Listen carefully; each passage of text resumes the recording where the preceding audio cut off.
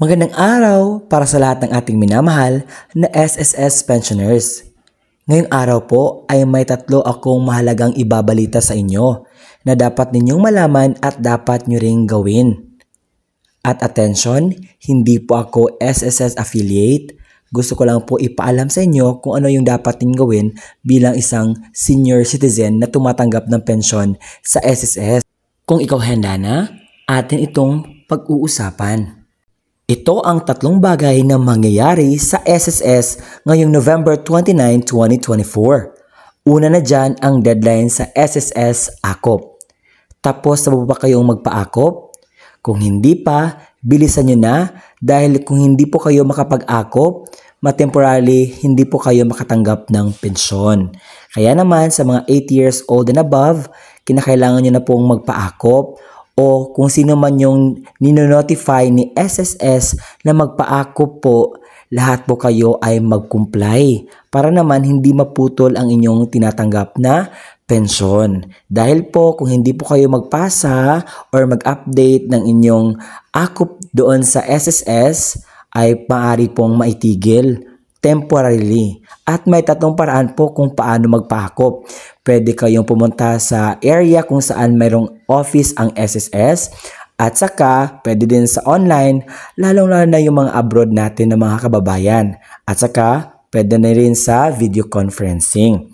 At saka, ang pangalawang mangyayari ngayong November 29 is matatanggap at makikredit po ng ang pensyon sa lahat ng mga batch 1 na may date of contingency na 1 to 15 sa November 29. Dahil ang 30 is Sabado at saka holiday po yan, walang pong office ang SSS at nakasaad po sa circular number na kapag ang crediting ay mapunta siya sa holiday, Saturday or Sunday, hindi po siya dapat ilagay at that time at ma-advance po ito. So, sa 29 is Friday, so makukuha niyo po at ma-credit po ang inyong pensyon. At pinakamahalagang mangyayari ngayong November 29 is ang 13-month pay bonus na matatanggap ng ating mga minamahal na SSS pensioners. So, tatlo po yan. Tatlo po yung mahalagang mangyayari ngayong November 29 na sana'y gawin ninyo ang magpa-AKOP para hindi po maputol ang inyong tinatanggap na pensyon sa SSS.